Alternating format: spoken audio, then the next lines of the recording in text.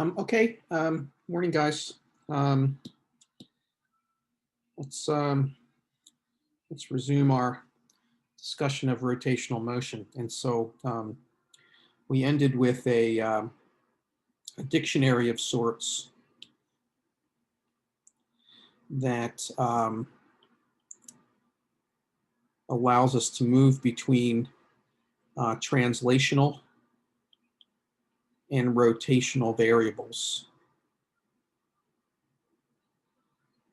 Oops. Yep, we're good. Okay. So again, imagine an object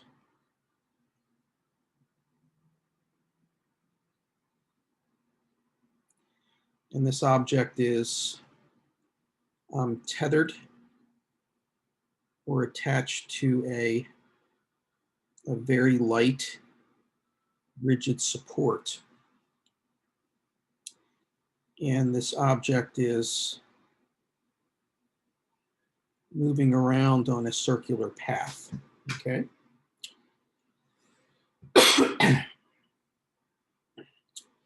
And so we want to understand the kinematics. And so this is really one-dimensional kinematics, since this object is confined to move on this circular path of radius r. Okay, so we could very well describe the kinematics by going back and using the three kinematic equations that we developed back in chapter 2, I guess.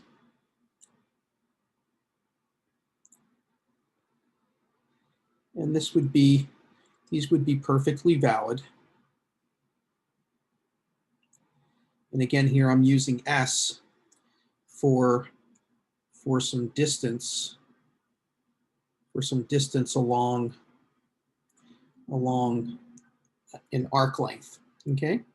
Which again is basically along a one-dimensional path.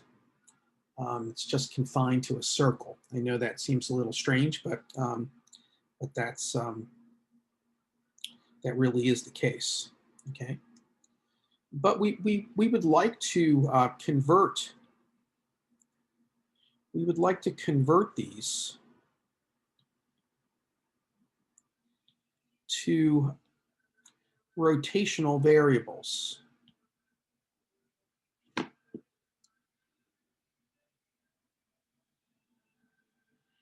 Okay, and that's easy to do using our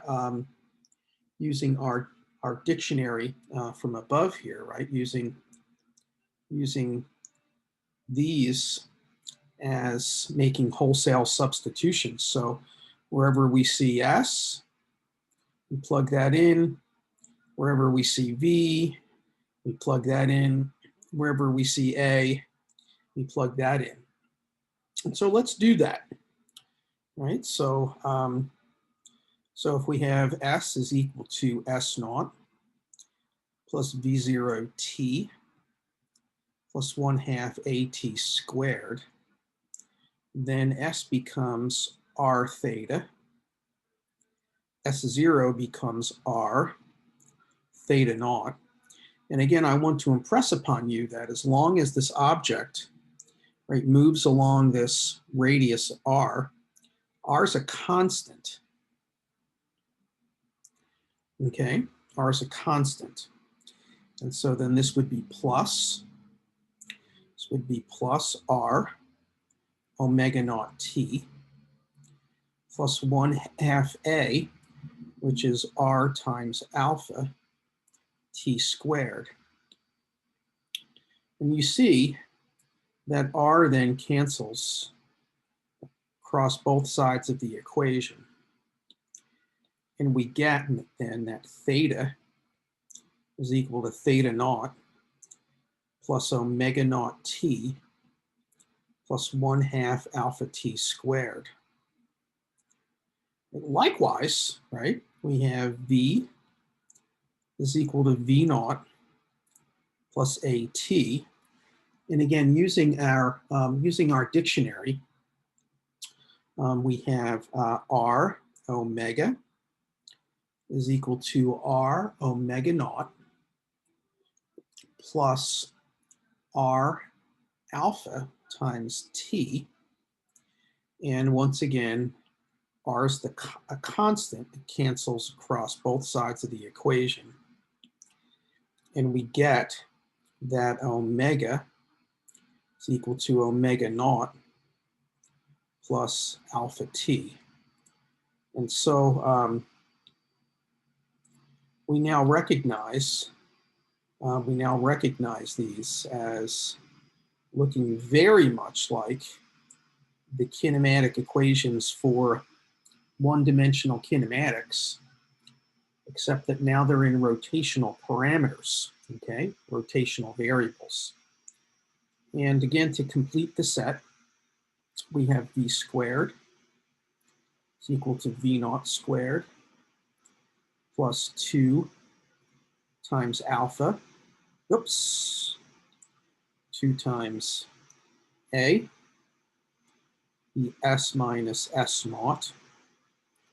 And again, using our dictionary, then this would be r omega squared is r omega naught squared is 2 times r. Again, this should be a, not alpha. I did that twice now. Right? 2 times r times alpha times r theta minus r theta naught. This then is going to be r squared omega squared, r squared omega naught squared, plus I can factor out the r here, okay? So this is actually r times theta minus theta naught. And so I have 2 times r, which is going to be 2 r squared alpha, theta minus theta naught. And as before, the r's cancel across both sides of the equation, leaving us with omega squared is equal to omega naught squared plus 2 alpha theta minus theta naught. And that's the third of our kinematic equations. And so in some respect, right, this is really straightforward, because if you appreciated and understood one-dimensional kinematics back in chapter 2, then an object going around in a circular path then follows the same mathematical structure for its kinematic variables, except now we've recast those equations into rotational variables, theta, omega, and alpha. Okay, they're angular counterparts. Okay, and so the problems that I've assigned will help you navigate this a bit. All right, there's just one thing I want to bring out here, and this is what complicates rotational motion a wee bit. Is that, again, if we have an object here, and again it's tethered or fastened to the origin by a light yet rigid support, and this object now is moving around in a circular path. Actually, not a good circular path. Move around on a circular path radius r, that if it starts from rest and then moves up to some, speed now, we got a few things going on here, right? So we know that there's a tangential. Right? A tangential velocity. We know that at this instant in time, we know that the relationship between the tangential velocity and the angular velocity is given by v is equal to r omega, and that's instantaneous, right? That's at this instantaneous time. Okay. Clearly, there might be some acceleration on this, right? We haven't talked about that, because what causes this to go from rest to being in motion, right? We know that there's probably going to be the application of some force, because forces cause accelerations. So there might be some acceleration, and so there's going to be a tangential acceleration. So it's going to be a tangential acceleration. And again, the relationship between the tangential acceleration and the angular acceleration is that the tangential acceleration is going to be r times alpha. And I'll put this t in here at this point to designate that. And we also will remember that we also talked about anything that's in uniform circular motion. And in this case now, this is not necessarily uniform circular motion because v can be changing in magnitude. And anything in circular motion at some instant is going to have a radial or centripetal acceleration. So this thing is also going to have a radial acceleration, which is going to be given by v squared over r, where v is the tangential. This is going to be the tangential velocity instantaneously at this point. Okay, so this is the radial, which is what I prefer, or the centripetal acceleration. So there's lots of things going on in a scenario where an object is in circular motion, right? We can have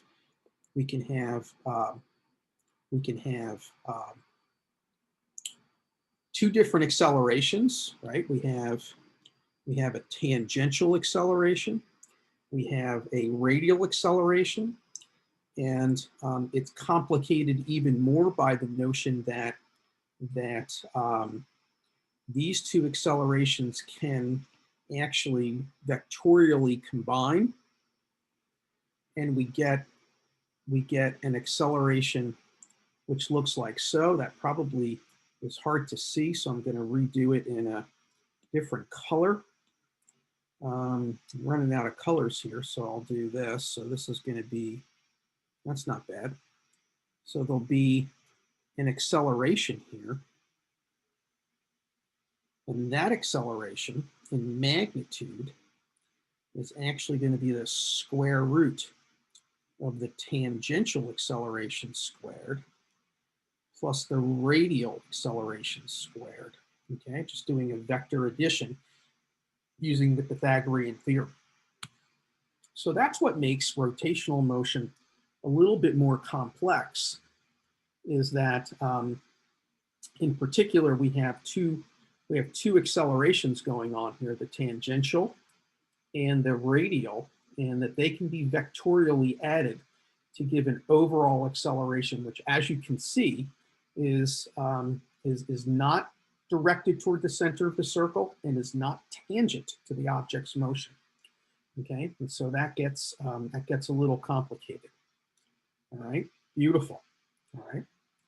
So, so clearly now, right, um, we have an object that's moving, right? So this object is clearly moving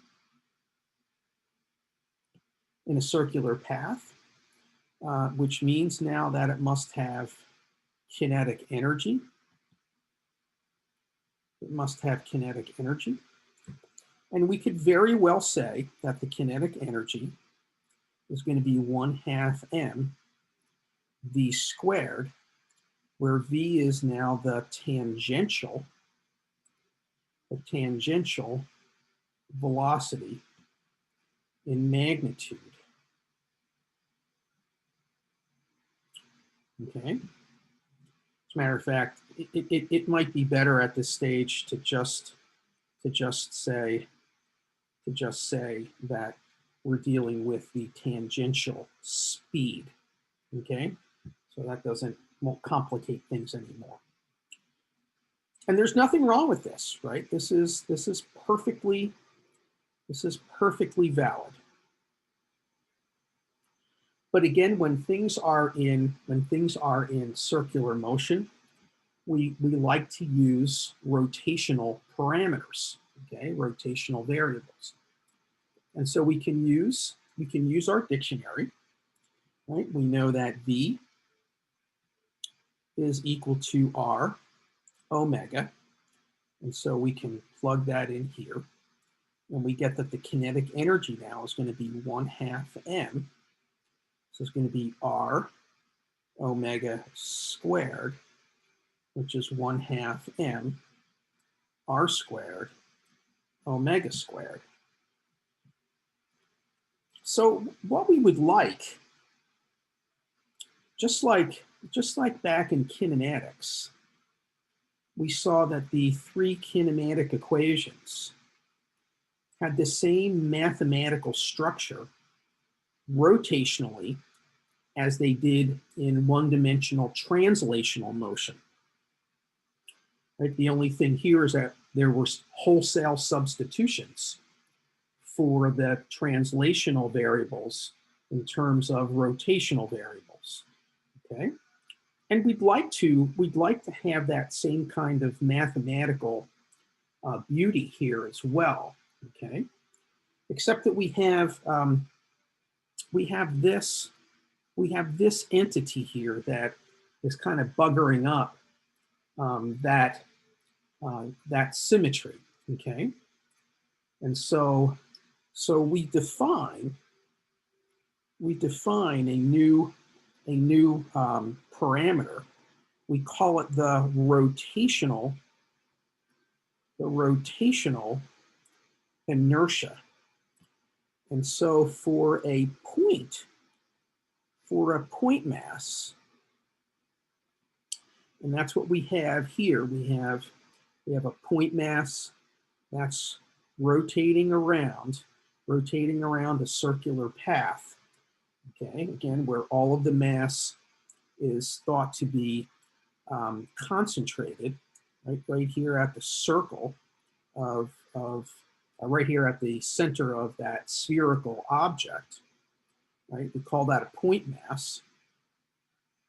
And so the rotational inertia for a point mass is just going to be mr squared, where m is the mass and r is the distance away from the axis of rotation. And again, just to go back and review that, right? So this is going to be the axis of rotation. And that axis is actually perpendicular to the plane of the board, right? It's actually going right through the origin in this case, right? Perpendicular to the XY plane,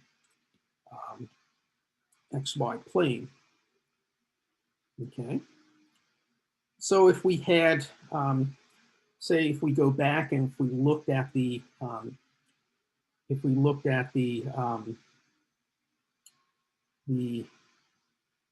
whoops, what am I doing here? I lost it. There we go.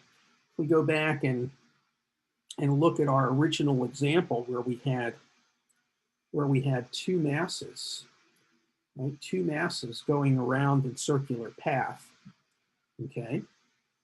And if we asked for the total kinetic energy of that two mass system, then what would we write, right? Well, we would write the following. So we would oops, am I there? Yeah, here we go. All right, so back to the two mass system. And again, I'll just draw a quickie diagram of that, right? So this was M1. This was M2. And again, at radius R1 and radius R2. The kinetic energy of that two mass system then would be 1/2 M1 V1 squared plus 1/2 M2 V2 squared. And again, using our dictionary, that would be 1/2 M1. This would be R1 omega squared plus 1/2 M2 R2 omega squared. Omega is the same in both of these cases because both of these objects are moving through circles that are cutting through the same angle per unit time. So the kinetic energy then would be 1/2 M1 R1 squared omega squared 1/2 M2 R2 squared omega squared. Factoring out the omega squared and the 1/2 would be 1/2 M1 R1 squared plus M2 R2 squared times omega squared. And this then is then going to be the rotational inertia of the two mass system. Okay, so then this is going to be then 1/2 I omega squared. As a matter of fact, I probably should have done that up here, right? So again, the rotational inertia we define as I. So the kinetic energy then is going to be 1/2 I. For a point mass, omega squared in this case. And again, this is going to be the sum of 2 point masses, right? This would be the sum of 2 point masses. Again, the rotational inertia, the sum of two point mass, sum of 2 point masses, rotational inertia.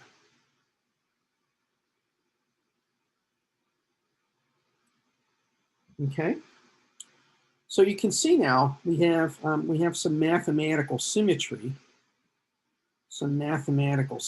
which is going to carry through here, right? So we have kinetic energy is 1/2 mv squared. Sometimes we call this the translational kinetic energy. And then we have k is equal to 1/2 I omega squared, and we call this the rotational kinetic energy. In an object that has complex motion, both of these might exist. Both of these might concurrently exist. But at least here you can see that we have some mathematical symmetry in how we describe the kinetic energy. Okay, so when we get together next time, we're actually going to talk about how these objects get to be in motion. How does this object of mass m actually get to move from rest to to being in motion. And clearly, right, it needs to accelerate. And we're going to talk about the application of forces, here. And again, this force is going to cause this object to be in rotational motion, and we're going to define a new variable to talk about how forces affect rotational motion. Okay, so that's going to be part 2.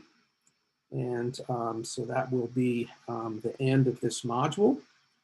And we'll pick it up with part 3. And that will probably come out later today. All right. Thank you very much. Okay. And have a good day, guys.